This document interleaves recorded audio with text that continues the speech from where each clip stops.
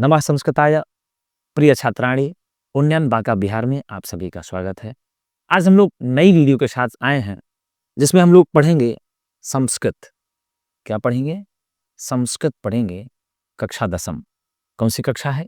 कक्षा 10 की। आज हम लोग संस्कृत पढ़ेंगे और संस्कृत में पुस्तक है पीयूषम। कौन सी पुस्तक है? पीयूषम। हमने आपको बता दूं कि पीयूषम का अर्थ ही होता है अमृत। क्या अर्थ होता है? पीयूषम का अमृत अर्थ ही होता है। इसलिए जब अमृत हमको ये मिल गई है तो इस अमृत का हम लोग कितना ज़्यादा से ज़्यादा उपयोग कर लें, जिसमें आगे आने वाली परीक्षा में वो हमारे लिए अमृत बाण साबित हो, हमको अच्छे से अच्छा परसेंट दिला पाए, हमें अच्छे से अच्छा ज्ञान दिला पाए। तो आइए हम लोग सीधे अब प्रवेश करेंगे पीयूषम नामक ग्रंथ में। इस पर प्रवेश करेंगे, पीयूषम नामक ग्रंथ में प्रवेश करेंगे, जिसमें देखिए आपको यहाँ पहला पाठ मिलेगा। कौन सा पाठ मिलेगा? पहला पाठ मिलेगा मंगलम। कौन सा पाठ है? मंगलम। प्रथमः पाठः मंगलम, अर्थात ये प्रथमा पाठः का मतलब पहला पाठ और मंगलम का मतलब मंगलम। तो इसका अर्थ होता है मंगलम का कल्याणकारी। क्या होता है गुरुजी? कल्याणकारी। मंगलम का अर्थ ही होता है कल्याणकारी, अर्थात जो आपके जीवन में कुछ भी कल्याण कर हो वो मंगलम होता है।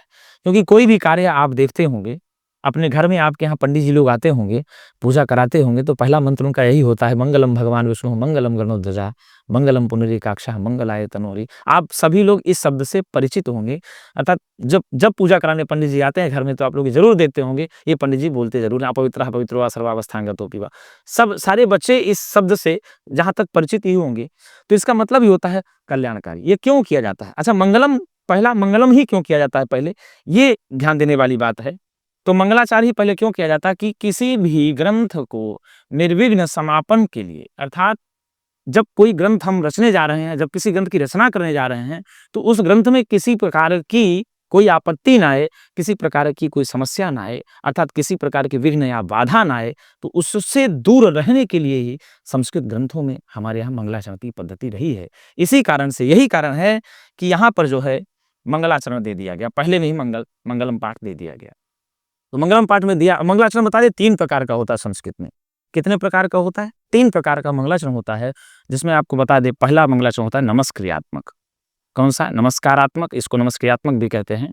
नमस्कारात्मक मंगलाचरण, जिसमें भगवान को नमस्कार किया जाता है। कई सारे ग्रंथ हैं, अभी हम लोग पढ़ेंगे, मंत्र मिलेगा इसमें आगे, तो उसमें हम लोग देखेंगे। अभी तो हम लोग पहले गद्यांश भाग को देखते हैं, गद्यांश भाग के बाद हम लोग मंत्रों में चलेंगे। पहले तो नमस्कारात्मक हुआ एक, दूसरा हुआ आशीर्वादात्मक। कौन सा? आशीर्वादात्मक मंगलाचरण दूसरा हुआ, और तीसरा होगा आशीर्वादात्मक, और तीसरा होगा वस्तु निर्देशक, वस्तु निर्देशात्मक मंगलाचरण। तो इस प्रकार से 3 प्रकार के मंगलाचरण कहे गए हैं। कितने प्रकार के गुरुजी? 3 प्रकार के संस्कृत में मंगलाचरण कहे गए हैं। जीवन में भी मंगलम आचरित, मंगलाचरणम आचरित। जीवन में भी मंगलाचरण को ही धारण करना चाहिए, मंगल आचरण को भी धारण करना चाहिए। तो मंगल आचरण आप धारण करते हैं तो स्वाभाविक है आप जीवन में कुछ अच्छा कर पाएंगे। तो मंगलाचरण 3 प्रकार के होते हैं, और मंगलाचरण जो ग्रंथों के आदि, मध्य और अंत में प्रयोग होते हैं। कहाँ होते हैं गुरुजी? मंगलाचरण ग्रंथों के आदि, मध्य और अंत में ही प्रयोग किया जाता है, और 3 प्रकार का है, हमने बता भी दिया आप लोगों को। अब देखिए यहाँ जो दिया हुआ है, पहला अब पढ़ते हैं हम लोग सीधे सीधे। उपनिषदाः वैदिक वाङ्मयस्य अंतिमे भागे दर्शन शास्त्रस्य सिद्धांतान प्रकटयन्ति। अर्थात उपनिषदें वैदिक वाङ्मयस्य, वैदिक वाङ्मय के, वेद का एक समूह है, उसी को बोला गया वैदिक वाङ्मय। तो वैदिक वाङ्मय के अंतिमे भागे, अंतिम भाग में, किस भाग में? अंतिम भाग में दर्शन शास्त्रस्य, दर्शन शास्त्र के सिद्धांतान, सिद्धांतों को प्रकटयन्ति, प्रकट करते हैं। अर्थात कहने का मतलब ये हुआ कि जो उपनिषदें हैं वे वैदिक वाङ्मय के अंतिम भाग में दर्शन शास्त्र के सिद्धांतों को प्रकट करती हैं। तो पहले हमको जानना चाहिए कि उपनिषद क्या है, उपनिषद का क्या मतलब है, उपनिषदों की संख्या कितनी है। ये परीक्षाओं में बार बार पूछता है। तो आइए हम लोग पहले जानते हैं कि उपनिषद क्या है, उपनिषद किसे कहते हैं।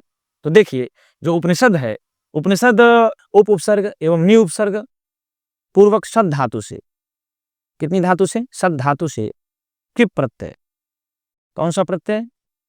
किप प्रत्यय लग करके बनता है।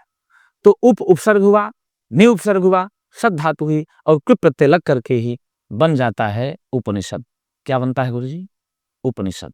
ये उपसर्ग एवं नि उपसर्ग पूर्वक सद धातु से किप प्रत्यय लग करके बनता है उपनिषद। ठीक। अब उप का अर्थ होता है, उप का अर्थ होता है समीप। क्या अर्थ होता है गुरुजी? उप का अर्थ होता है समीप और नि का अर्थ होता है निश्चय या निष्ठा पूर्वक। नि का क्या अर्थ होता है? निश्चय या निष्ठा पूर्वक। क्या होता है? निश्चय या निष्ठा पूर्वक। और सद धातु का अर्थ होता है बैठना। सद धातु का क्या अर्थ होगा? बैठना। ये अब देखिए, एक बात तो स्पष्ट है कि बैठना, बैठने से आप ये तात्पर्य लिए भाई साहब किसके पास बैठना चाहिए? समाज में दो प्रकार के लोग होते हैं, एक सत्पुरुष होंगे, एक असत्पुरुष होंगे। तो आप किसके पास बैठेंगे ये फैसला आपको करना होता है। सारे लोगों का ये एक अपना अपना मानने का तरीका होता है कि किसके पास बैठेंगे, सभी छत्रों का। तो बैठना, आप किसके पास बैठे? यदि आप विद्यालय जा रहे हैं तो स्वाभाविक है आपको किसके पास बैठना चाहिए। आपकी कक्षाओं का संचालन कौन करेगा, किस प्रकार से करेगा, ये तो जब आप बैठेंगे तो कब बैठेंगे आप? पहले आपको निश्चय करना पड़ेगा, निष्ठा करनी पड़ेगी। पहले आपकी जब निष्ठा होगी कि अब हम सरकारी विद्यालय में पढ़ेंगे, एक बात तो स्पष्ट है कि जब आपकी निष्ठा हो जाएगी, आपके परिवार की, आपके घर की निष्ठा हो जाएगी कि नहीं सरकारी विद्यालय में पढ़ना है, आपने निष्ठा बना लिया। उसके बाद जैसे ही आपकी निष्ठा हुई सरकारी विद्यालय में पढ़ने की, आपने निश्चय किया कि नहीं अब हम प्रवेश कराएंगे, अपना एडमिशन लेंगे। एडमिशन लिए, ठीक है ना? तो अब एडमिशन लेने के लिए किसी के समीप जाना पड़ेगा, जाएंगे, विद्यालय जाएंगे। और जब विद्यालय में आपका एडमिशन हो जाएगा तब आप जाकर के बैठ जाएंगे, विद्यालय में रोज जाकर के बैठेंगे। और जब रोज विद्यालय में जाकर के कक्षाओं में बैठेंगे तो आपको शिक्षक पढ़ाएंगे। कौन पढ़ाएंगे गुरुजी? शिक्षक पढ़ाएंगे। तो सीधे सीधे उपनिषद का अर्थ होता है मेरे बच्चों कि जो विद्या गुरु के समीप, किसके समीप? गुरु के समीप निश्चय या निष्ठा पूर्वक बैठ करके ग्रहण की जाती है, उसको ही उपनिषद कहा जाता है। यदि आपसे पूछ ले कोई प्रश्न कि उपनिषद किसको कहा जाता है, तो आप यही कहेंगे जो विद्या गुरु के समीप निश्चय या निष्ठा पूर्वक बैठ करके ग्रहण की जाती है, उसी को उपनिषद विद्या कहते हैं। और ये जो उपनिषद है ये वेद के अंतिम भाग में है। किस भाग में है गुरुजी? वेद के अंतिम भाग में है, इसलिए ही इसको अंतिमे भागे कहा। क्या कहा? अंतिमे भागे। यहाँ इसीलिए कहा गया है कि वेद के अंतिम भाग में होने के कारण से इसको अंतिम भाग। वेद के 5 भाग हैं। कितने हैं? पहले वेद के भाग नहीं, पहले वेद जान लेते हैं वेद कितने हैं। वेदों की संख्या हमारे यहाँ संस्कृत में 4 है। कितनी है भैया? 4 वेदों की संख्या है, जिसमें आपको बता दें पहला वेद है ऋग्वेद। कौन सा वेद है? ऋग्वेद। दूसरा वेद आया यजुर्वेद। कौन सा वेद आएगा? दूसरा वेद आया यजुर्वेद। और तीसरा वेद आया आपका सामवेद। कौन सा वेद आया भैया? सामवेद। तीसरा वेद आया और चौथा वेद आया आपका अथर्ववेद। कौन सा वेद? अथर्ववेद। तो इस प्रकार से देखिए क्रमशः चारों वेदों के नाम हमने आपको बता दिए, ऋग्वेद, यजुर्वेद, सामवेद और अथर्ववेद। तो इस प्रकार से 4 वेदों की संख्या है। तो अब ये एक चारों वेद हुए और फिर यही वेदों के भाग की बात किया जाए। किसकी बात किया जाए? वेदों के भाग की बात किया जाए तो वेद के 5 भाग हैं। कितने भाग है? वेद के 5 भाग है। परीक्षाओं में पूछ लेता है कि वेद के कितने भाग हैं, तो आपको बताना होगा। तो वेद के 5 भाग है, जिसमें आपको बता दें पहले नंबर पे आता है वेद, ठीक। दूसरे पे आएगा वेदांग और तीसरे में आएगा ब्राह्मण, ब्राह्मण और चौथे में आएगा आरण्यक, आरण्यक और 5वें नंबर में जो आप पढ़ रहे हैं उपनिषद। क्या आता है? उपनिषद। ये तो आपको बता दें वेद हैं, वेद के वेदांग भी हैं और वेदों के ब्राह्मण भी हैं, वेदों के आरण्यक भी हैं और वेदों के उपनिषदें भी हैं। तो ये वेद का अंतिम भाग, देखिए यहाँ स्पष्ट लिखा है अंतिम में वेद उपनिषद का नंबर आया। कहाँ आया?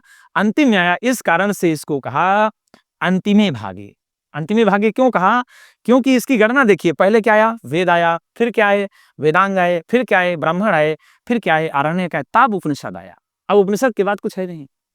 उपनिषद के बाद नहीं है, इसलिए ये जो वैदिक वाङ्मय के अंतिम भाग में है। तो देखिए इस पंक्ति का यही अर्थ हुआ सीधे-सीधे गुरुजी कि उपनिषदः वैदिक वाङ्मयस्य अंतिमे भागे दर्शनशास्त्रस्य सिद्धान्तान् प्रकटयन्ति। जो उपनिषदें हैं ये वैदिक वाङ्मय के अंतिम भाग में, किस भाग में? अंतिम भाग में। अभी आपको हम लिख करके बताए कि उपनिषद अंतिम भाग है, इस कारण से इसको वेदांत विद्या भी कहते हैं। उपनिषद को वेदांत विद्या भी कहते हैं, क्यों? कि वेदानाम अंत इति वेदांत, अर्थात जो वेदों का अंतिम भाग होगा उसको कहते हैं वेदांत भाग। तो उपनिषदः उपनिषदें वैदिक वाङ्मय से वैदिक वाङ्मय के अंतिमे भागे, अंतिम भाग में दर्शन शास्त्र के सिद्धांतों को प्रकटयन्ति, प्रकट करती हैं। ठीक, यदि आपसे पूछ ले प्रश्न में कि उपनिषदें वेद के किस भाग में हैं, तो आप स्पष्ट उत्तर देंगे उपनिषदें वेद के अंतिम भाग में है। किस भाग में है? अंतिम भाग में है। और उपनिषदें क्या प्रकट करती हैं? तो दर्शन शास्त्रस्य सिद्धांतान् प्रकटयन्ति, दर्शन शास्त्र के सिद्धांतों को प्रकट करती हैं। तो दर्शन शास्त्र के सिद्धांतों को कौन प्रकट करती हैं? उपनिषदें प्रकट करती हैं। कौन करती हैं? उपनिषदें प्रकट करती हैं। और उपनिषदें वेद के किस भाग में हैं? तो आप बताएंगे उपनिषदें वेद के अंतिम भाग में हैं। अब आपको बता दें उपनिषदों की संख्या हमारे यहाँ 108 है। कितनी उपनिषदें हैं?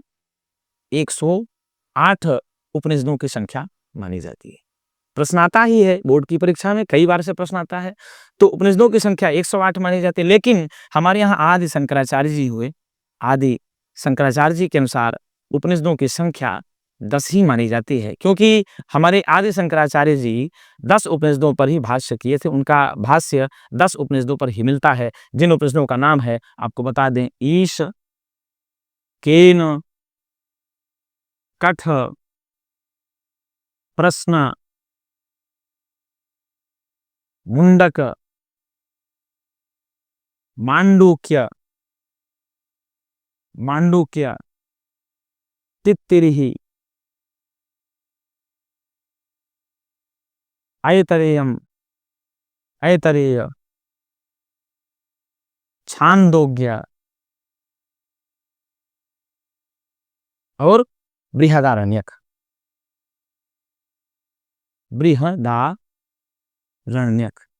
इस प्रकार से 10 उपनिषदों पर आदि शंकराचार्य जी का भाष्य मिलता है। कितने उपनिषदों पर? 10 उपनिषदों पर। तो यदि आपसे प्रश्न पूछता है कि आदि शंकराचार्य जी के अनुसार उपनिषदों की संख्या कितनी है, तो आप बताएंगे 10 है। कितनी है गुरुजी? 10 है। यदि आपसे बोर्ड में पूछता है मेरे छात्रों की कितनी संख्या है, आप 108 बताएंगे। कितनी बताएंगे? 108। प्रश्न यद्यपि ज्यादा यही पूछता है कि उपनिषदों की संख्या कितनी है, तो 108 है। आपको थोड़ा सा अधिक जानकारी के लिए हमने बता दिया कि शंकराचार्य जी के अनुसार यदि कोई पूछ ले, कभी भी पूछ ले, आपसे बोर्ड की परीक्षा हो या कहीं कंपटीशन की परीक्षा आप देने जाएंगे, तो वहां भी ये प्रश्न पूछ सकता है। ज्यादातर फिर वहां प्रश्न आपको यही पूछेगा कि शंकराचार्य जी के अनुसार कितनी है, तो 10 है। ईश, केन, कठ, प्रश्न, मुंडक, मांडूक्य, तित्तिरिहि, ऐतरेयं च छांदोग्यं बृहदारण्यकं 10। ईश, केन, कठ, प्रश्न, मुंडक, मांडूक्य, तित्तिरिहि, ऐतरेयं च छांदोग्यं बृहदारण्यकं 10। तो इस प्रकार से शंकराचार्य जी ने 10 उपनिषदों पर भाष्य किया था। वेदों की संख्या आपकी हुई 4, और वेदांगों की यदि संख्या आपसे पूछ ले, किसकी पूछ ले गुरुजी? वेदांगों की यदि संख्या आपसे पूछती है, तो वेदांगों की संख्या 6 है। कितनी है गुरुजी? वेदांगों की संख्या है 6। आपको बता दे, पूछता है, बड़ी प्रमुखता से प्रश्न पूछता है। शिक्षा एक पहला वेदांग हुआ, कल्प दूसरा वेदांग हुआ, व्याकरण तीसरा, शिक्षा, कल्प, व्याकरण, निरुक्त चौथा वेदांग हुआ, छंद पांचवा वेदांग हुआ, और ज्योतिष ये जो है छठवां वेदांग हुआ। शिक्षा, कल्प, व्याकरण, निरुक्त, छंद और ज्योतिष। तो आप क्रम से याद करेंगे, शिक्षा, व्याकरणं, छंदो, निरुक्तम, ज्योतिषम तथा कल्पस्येति षडंगानि वेदाहुर्मनीषिणः। ऐसा पढ़ेंगे आपकी शिक्षा, कल्प, व्याकरण, निरुक्त और छंद, ज्योतिष। 6 मनीषियों ने 6 वेदांग बताए हैं। शिक्षा, व्याकरण, छंदो, निरुक्तम, ज्योतिषम तथा कल्पस्येति षडंगानि वेदस्यांगानि। शिक्षा, व्याकरण, छंदो, निरुक्तम, ज्योतिषम तथा कल्पस्येति षडंगानि वेदस्याहुर्मनीषिणः। अर्थात वेदों ने मनीषियों ने 6 वेदांग बताए हैं। ये परीक्षा में पूछता भी है कि वेदांगों की संख्या कितनी है, तो आप बताएंगे सीधे 6 है। कितनी है? 6 है। तो वेदों की संख्या हमने 4 बताया, वेदांगों की संख्या 6 बताया और उपनिषदों की संख्या 108 बताया और 108 उपनिषदों की संख्या हुई, शंकराचार्य जी के अनुसार 10 हुई। आप पढ़ रहे हैं ये, तो इसी में आपसे प्रश्न बनेंगे, इसलिए हमने थोड़ा-सा आपको उपनिषद का परिचय दिया, उसको जानना भी ज़रूरी होता है।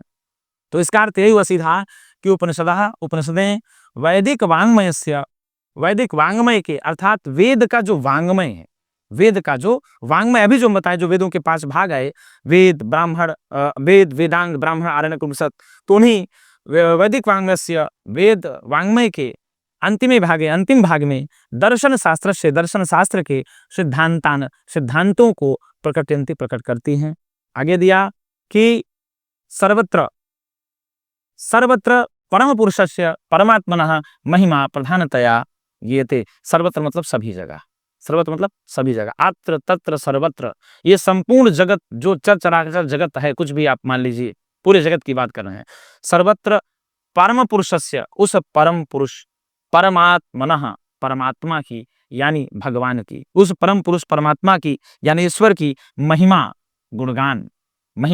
यानी गुणगान प्रधानतया, प्रधान रूप से, कैसे भैया? प्रधान रूप से गीयते, गाई जाती है। तो क्या कहा कि सर्वत्र परम पुरुषस्य परमात्मनः महिमा प्रधानतया गीयते, सभी जगह उस परम पुरुष परमात्मा की, किसकी भैया? परम पुरुष परमात्मा की महिमा प्रधान रूप से गाई जाती है। प्रश्न पूछ लेता है कि कहां पर परम पुरुष परमात्मा की महिमा प्रधान रूप से गाई जाती है? तो भैया बताएंगे आप कि सर्वत्र परम पुरुषस्य परमात्मनः महिमा प्रधानतया गीयते। ऐसा भी पूछता है कि कस्य महिमा सर्वत्र गीयते, तो परमात्मनः महिमा सर्वत्र गीयते, परमात्मा की महिमा सभी जगह गाई जाती है। प्रश्न ऐसे ही पूछता है कि परम पुरुषस्य महिमा कुत्र गीयते, कहाँ गाई जाती है? आप बताएंगे सर्वत्र गीयते, सभी जगह गाई जाती है। एक पदेन उदतरत, प्रश्न आता है कि एक पद में उत्तर देना है, तो आप ऐसे ही देना है। प्रश्न पूछ लेता है सीधे कि सर्वत्र कस्य महिमा प्रधानतया गीयते, तो कुछ नहीं डालना आपको, परम पुरुषस्य परमात्मनः महिमा प्रधानतया गीयते, यही दिया उत्तर, कहीं दिया नहीं रहता, यही आपके उत्तर लिखा रहता है, आप आराम से देख करके उत्तर लगाएंगे, ठीक है ना? तो परमात्मनः का गीयते, उत्तर देंगे आप परमात्मनः महिमा गीयते, का गीयते, महिमा गीयते, परमात्मा की महिमा गाई जाती है। तो इसका पूरे का अर्थ हुआ गुरुजी कि सीधे बताएंगे आप कि सर्वत्र परम पुरुषस्य परमात्मनः महिमा प्रधानतया गीयते, सभी जगह, कोई भी जो जगत है, संपूर्ण जगत में बात कर रहा हूं, सभी जगह उस परम पुरुष परमात्मा की महिमा प्रधानतया गीयते, प्रधान रूप से गाई जाती है। और क्या कहा? तेन परमात्मना, उसी परमात्मा के द्वारा, जिसकी महिमा संपूर्ण जगत में गाई जाती है, उसी परमात्मा के द्वारा जगत, ये जो जगत है, जगत, संपूर्ण जगत, चराचर जगत, भाई साहब 7 ऊर्ध्वलोक होते हैं, 7 अधोलोक होते हैं। भूः भुवः स्वः महा जनः तपः सत्यम, ये 7 ऊर्ध्वलोक हो गए। तो ये जो है ना, तल अतल वितल रसातल तलातल महातल पाताल, ये 7 अधोलोक हो गए। तो ऊर्ध्वलोक और अधोलोक देखिए, तो एक कोई भी लोक हो, जगत, संपूर्ण जगत में व्याप्त है। क्या है गुरुजी? व्याप्त मतलब फैला हुआ। क्या होता है? व्याप्तम, फैला हुआ, विस्तार जिसको कहते हैं। और अनुशासितम शास्ति, फैला है और अनुशासित भी है। ऐसा नहीं है कि विधाता ने पूरी सृष्टि को बना दिया, अब बहुत बड़ा ब्रह्मांड बन गया, पूरा फैल गया, अब वो अनुशासित कैसे होगा? नहीं, इसीलिए कहा भाई साहब कि तेन परमात्मना, किसके द्वारा? तेन परमात्मना, उस परमात्मा के द्वारा, तेन परमात्मना, उस परमात्मा के द्वारा, जगत, संपूर्ण जगत की मैं बात कर रहा हूं, जगत, संपूर्ण जगत, पूरी पृथ्वी या पूरे लोक, व्याप्तम, फैला हुआ है, और अनुशासितम शास्ति, और अनुशासित भी है, मतलब उसके ऊपर उसकी पूरी नजर है, अर्थात उसकी नजर से कुछ भी बाहर नहीं है, उसको परमात्मा स्वयं अपनी नजर में रखता है, क्योंकि बनाया है, फैलाया है, तो उसको अपनी नजर में रखता भी है, कंट्रोल में भी एक प्रकार से रखता है कि उसके काबू में रहे।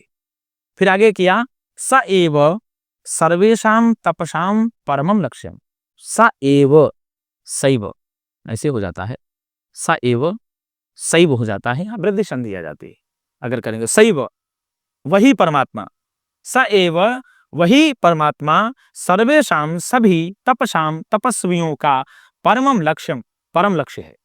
मतलब सारे तपस्वी, चाहे ऋषि हो, चाहे मुनि हो, चाहे योगी हो, चाहे कोई भी सज्जन पुरुष होगा, उन पुरुषों का, उन ऋषियों का, उन तपस्वियों का एक ही लक्ष्य होता है, परमात्मा को प्राप्त करना। क्या लक्ष्य होता है? परमात्मा को प्राप्त करना। तो कहिए स एव वही परमात्मा, जिस परमात्मा के द्वारा संपूर्ण जगत व्याप्त भी है और अनुशासित भी है, उसी परमात्मा के द्वारा सीधे कहा कि वही परमात्मा सर्वेषां तपसाम, सभी तपस्वियों का परम लक्ष्य है। क्या है? परम लक्ष्य है। आगे दिया अस्मिन् पाठे, क्या कहा? अस्मिन् पाठे परमात्मपरार उपनिषदाम पद्यात्मकाः पंचमंत्राः संकलिताः सन्ति। अस्मिन् पाठे, इसी पाठ में, यानी इसी मंगलम पाठ में। किस पाठ में? अस्मिन् पाठे अर्थात इसी, अस्मिन् मंगले पाठे, इसी मंगलम पाठ में। किसमें भैया? इसी मंगलम पाठ में परमात्मा की अपराशक्ति और उपनिषदाम, उपनिषदों के पद्यात्मका, पद्यात्मक, जो पद्यात्मक का मतलब गेय तरीके से गाए जाने वाले, लयबद्ध तरीके से गाए जाने वाली रचना को, छंदबद्ध तरीके से गाए वाली रचना को पद्य कहते हैं। तो पद्यात्मका, पद्यात्मक, पंच मतलब 5, पंच मतलब कितना? देखिए अंगुलियां कितनी है, दिख रही होंगी कैमरे में आपको, 5 अंगुलियां। तो ये हाथ के राइट हैंड में 5 अंगुलियां हैं। तो पद्यात्मका पंच मंत्राः, मंत्र संकलिताः सन्ति, संकलित। कितने मंत्र संकलित हैं? 5 मंत्र संकलित हैं। प्रश्न पूछ लेता है परीक्षाओं में प्रमुखता से कि मंगलम पाठ में कितने मंत्र हैं। तो मंगलम पाठ में आप बताएंगे सीधे सीधे 5 मंत्र हैं। कितने मंत्र हैं? 5 मंत्र हैं। तो मंगलम पाठ में किनके मंत्र हैं? तो आप बताएंगे उपनिषदों के मंत्र हैं। देखिए दिया है सीधा, उपनिषदाम, उपनिषदों के। किसके भैया? उपनिषदाम, उपनिषदों के, पद्यात्मकाः, गाए जाने वाले पद्यात्मक, पंच मंत्राः संकलिताः सन्ति, 5 मंत्र संकलित हैं, अर्थात 5 मंत्र लिए गए हैं। ठीक है ना? कितने मंत्र लिए गए हैं? 5 मंत्र लिए गए हैं। किसके लिए गए हैं? तो बताएंगे उपनिषदों के। किसके लिए गए हैं? उपनिषदों को। एक बार फिर देख लीजिए आप कि उपनिषदः वैदिक वाङ्मयस्य, उपनिषदें वैदिक वाङ्मय के अंतिम भाग में दर्शन शास्त्रस्य, दर्शन शास्त्र के सिद्धांतों को प्रकट करती हैं। फिर कहा सर्वत्र परम पुरुषस्य, सभी जगह उस परम पुरुष परमात्मनः परम पुरुषस्य परमात्मनः, उस परम पुरुष परमात्मा की महिमा प्रधान रूप से क्या है? गीयते, गाई जाती है। फिर कहा तेन परमात्मना, उसी परमात्मा के द्वारा जगत व्याप्तम अनुशासितम चास्ति, उसी परमात्मा के द्वारा संपूर्ण जगत फैला है और अनुशासित भी है।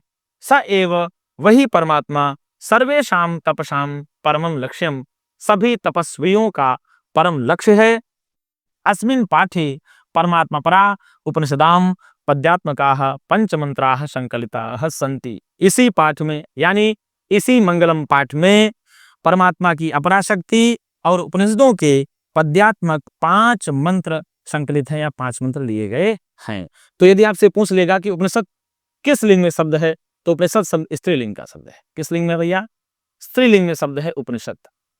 उपनिषद किस लिंग में आता है? स्त्रीलिंग में आता है। अब यहाँ जो उपनिषदा दिया है, इसमें प्रथमा विभक्ति बहुवचन है। कौन सा है गुरुजी? प्रथमा विभक्ति बहुवचन, ये उपनिषदा बन जाएगा। रूप चलता है उपनिषद शब्द का स्त्रीलिंग में, उपनिषद, ये उपनिषद, उपनिषदौ, उपनिषदौ, उपनिषदः, ये आपका रूप चलता है। तो उपनिषद, उपनिषदौ, उपनिषदः, उपनिषद शब्द स्त्रीलिंग में है और रूप चलता है। तो ये प्रथमा व्यक्ति बहुवचन का होगा। जब से पूछ ले कि उपनिषदा में कौन सी व्यक्ति, कौन सा वचन है, तो आप बताएंगे प्रथमा व्यक्ति बहुवचन है। वैदिक वाङ्मय में षष्ठी व्यक्ति एक वचन है। अंतिमे भागे सप्तमी व्यक्ति एक वचन है। दर्शन शास्त्र से षष्ठी व्यक्ति एक वचन है। सिद्धांतान द्वितीय व्यक्ति बहुवचन है, सिद्धांतों को। ठीक। प्रकटयन्ति में ये प्रथम पुरुष बहुवचन की क्रिया है। सर्वत्र अव्यय है। आपसे पूछ लेता है कि अव्यय क्या होता है, तो यस्य व्ययः न भवति सः अव्ययः, जिसका कभी भी व्यय नहीं होता उसको अव्यय कहा जाता है। ठीक। परम पुरुषस्य में भी देखिए षष्ठी एक वचन, परमात्मनः में भी षष्ठी एक वचन है। ये जो परमात्मनः का विशेषण हुआ परम पुरुषस्य, यदि पूछ ले कि परमात्मा का विशेषण क्या हुआ, तो परम पुरुषस्य महिमा प्रधानतया, तो महिमा शब्द तो प्रथमा व्यक्ति एक वचन का है।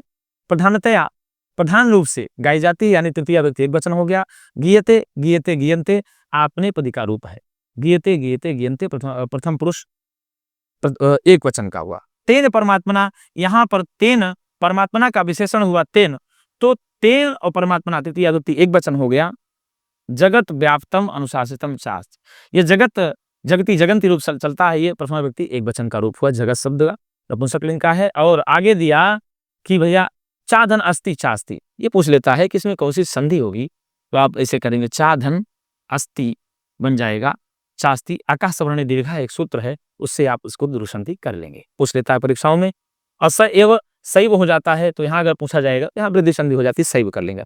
सर्वेशाम तपसाम, यहाँ पर षष्ठी व्यक्ति बहुवचन का रूप हुआ। सर्वेशाम तपसाम यानी सभी तपस्वियों का परमम लक्ष्यम परम लक्ष्य है। अस्मिन पाठे, तो अस्मिन पाठे में जो है सप्तमी व्यक्ति एक वचन हो गया। अस्मिन पाठे यानी अस्मिन मंगले पाठे, किस पाठ में? अस्मिन मंगलम इत्यस्मिन पाठे, इस मंगलम पाठ में। किसमें भैया? इस मंगलम पाठ में।